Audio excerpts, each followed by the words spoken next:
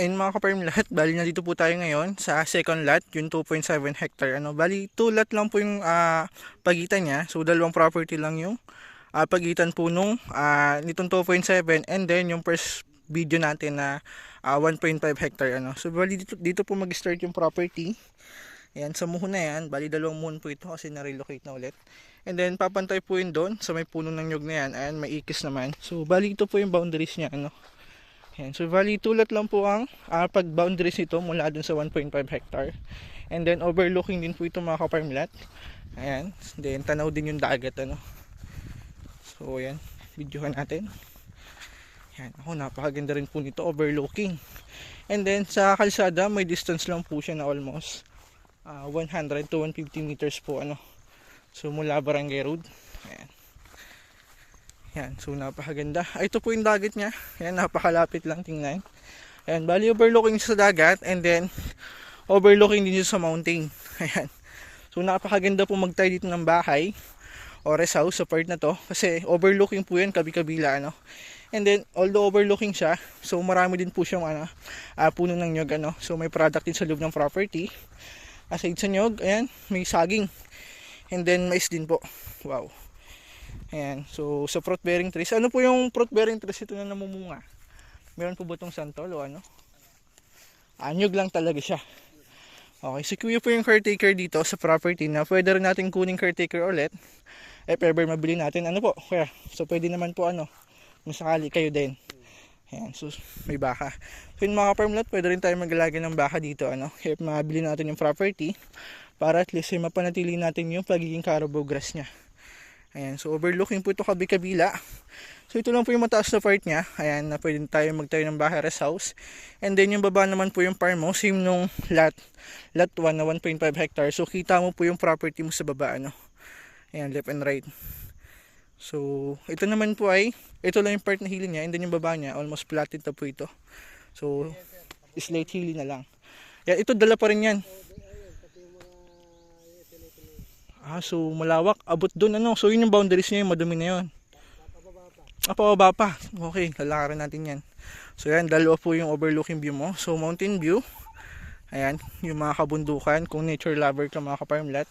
And then yung kabila, overlooking po ito sa dagat. Ayan, so napakaganda. Ayan. Wala na yung bark ko nakikita natin kanina. Ayan. So ganda, napakalinis po ng property na ito mga ka-farm lot. Ayan, kung for retirement plan ulit, and so recommended ko rin po ito kasi mura yung property and then accessible po ito puntahan. And so malapit lang po sa provincial road and then from Barangay Road mga ka-farm lot almost 100 to 150 meters, napakalapit lang. And then may right of way po ba ito kuya? Dito yung dadaan natin. Anak. Di maganda So wala pong problema sa right of way kasi yung dadaanan na property sa harap anak po ng seller nung nagbebenta naggunting yan mga ka-farm lot. Ang gunting po dyan buhay po yung seller nito kaya walang problema sa pipirma. Ayan, so yun, ito po yung daan. So smooth naman po yung daan niya pababa dun sa farm kung may product ayan, smooth naman po yung paglabas ng product. Kung napapansin nyo may asusog, may daan. So dito po dinadaan yung kalabaw. So yung sa tuwing harvest mga ka-farm lot, yung mga nyog na hinarvest, nilalagay po yan sa paragos kung tawagin dito sa Quezon Tapos sinihila po yun ng kalabaw papunta po sa tabi ng kalsada. So doon naman po pipick upin ng truck o ng mga tracking yung product. Ayan, so yun po yung sistema ng paglalabas ng produkto dito. So yan, napakaganda. Yan, napakalinis po nito. So napakaganda din po taniman ng fruit bearing Ayan, grabe, napakaganda po ng property na inaalok sa atin ng locator natin. Ayan. Ayan mga ka-farm lot, sa mga ka-farm lot natin dyan na naghahanap ng overlooking. Ayan, so bakit po yung hinahanap nyo? Ayan, sa dagat almost 10 to 15 minutes drive po ito o mga 15 minutes po drive sa dagat kung gusto mong pumunta sa dagat or yung mga beach po. Ayan, kung mahilig ka magdagat, so marami po tayong pwedeng puntahan. San Narciso, Mulanay, San Francisco, so San Andres po lahat po yan, i-search sa Google, so palibot po yan So napapalibutan po yan ng dagat, kaya kahit saan bayan po kayo pumunta, kung gusto nyo maligo, dagat po yan. Ako, napakalawak po ng dagat dito. And then kahit aling barangay po dito sa part na yan, so palibot po yung dagat, kaya kung gusto mong mag-swimming o magdagat, mag-search ka lang po ng lugar na maganda puntahan. Ano yung magandang beach. Yan. So ang recommended ko pong part dyan ay yung karatig bayan niya na San Narciso. Ayan, so dyan po white sand po ang dagat yan. Kahit sa mula ng San Andres mga ka-farmlet, may white sand din po dito, ano. So ayan, napakaganda, overlooking. Wow, so ito po pala yung best na tayuan ng rest house. So although pasok naman po ang 4 wheels dito mga ka-farmlet, kasi kung mapapansin nyo, ayan yung nilalakaran ng tao, yung mga tao, ano. So ito po yung road right of way, although sakop na siya ng property, pero yung right of way niya doon part, so banayad naman po yung daan, pantayin, ano. Kaya kung lalagyan natin daan, itambak lang po ang kailangan. So almost 100 lang po yan, o baka wala pa meters yung distance niya sa barangay road mga ka-farmlet. Yan, so pasok naman po ang property, abot dyan sa kalsada na yan, kasi kinayod na po yan, and then may tambak na siya na bato, ano. Kaya kahit umulan, hindi po magpuputik yung daan. And ang good thing dun mga ka-farmlet,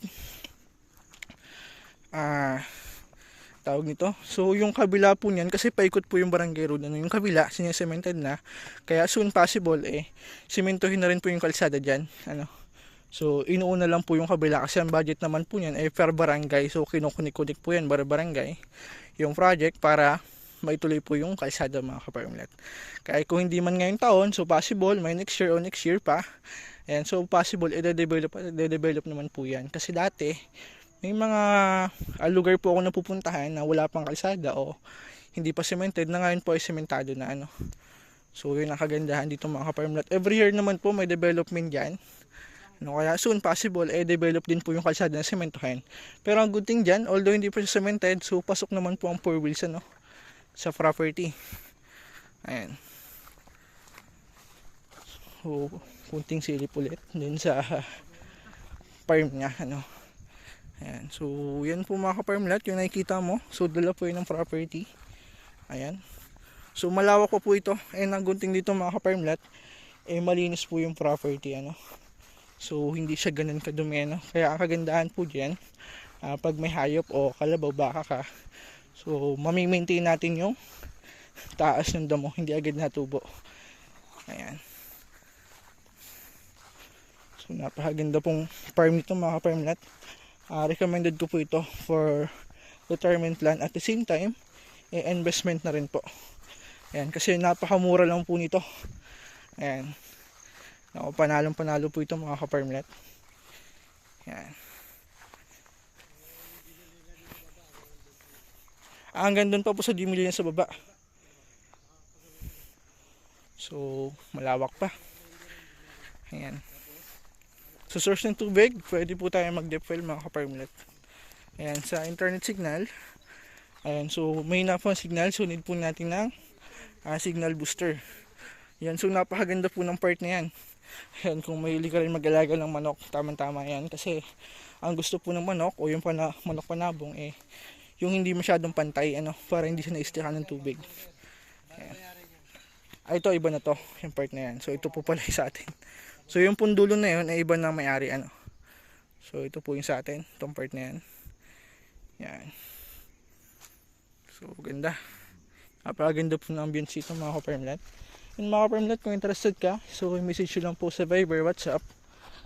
Sasagot naman po tayo.